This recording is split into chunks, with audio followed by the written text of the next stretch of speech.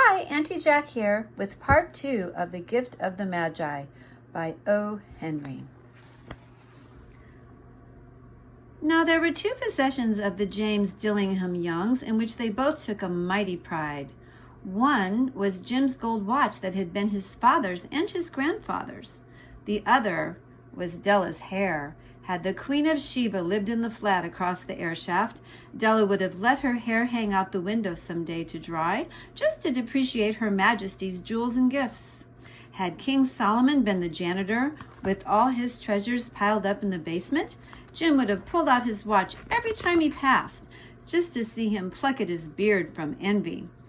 So now, Della's beautiful hair fell about her, rippling and shining like a cascade of brown waters.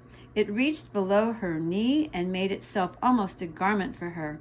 And then she did it up again, nervously and quickly. Once she faltered for a minute and stood still while a tear or two splashed on the worn red carpet. On went her old brown jacket, on went her old brown hat.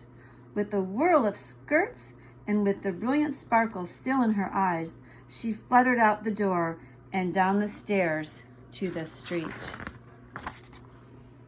When she stopped, the sign read, Madame Safrani, hair goods of all kinds. One flight up Della ran and collected herself, panting. Madame, large, too white, chilly, hardly looked the Safrani. Will you buy my hair? Asked Della. I buy hair, said Madame. Take your hat off, and let's have a sight at the looks of it. Down rippled the brown cascade. $20, said Madame, lifting the mass with a practiced hand. Give it to me quick, said Della. Oh, and the next 2 hours tripped by on rosy wings. Forget the hashed metaphor. She was ransacking the stores for Jim's present. She found it at last. It surely had been made for Jim and no one else. There was no other like it in any of the stores, and she had turned all of them inside out.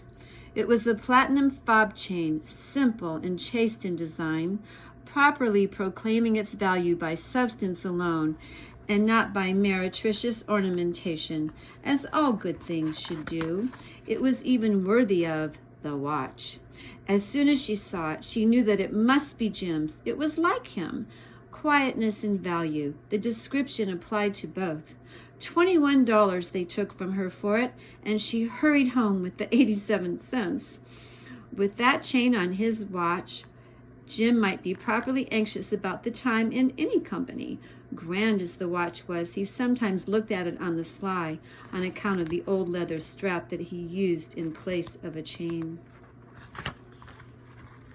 When Della reached home, her intoxication gave way a little to prudence and reason. She got out her curling irons and lighted the gas and went to work repairing the ravages made by generosity added to love, which is always a tremendous task, dear friends, a mammoth task.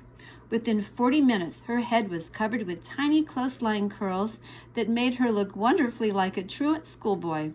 She looked at her reflection in the mirror long, carefully, and critically. If Jim doesn't kill me before he takes a second look at me, he'll say I look like a Coney Island chorus girl. But what could I do? Oh, what could I do with $1.87?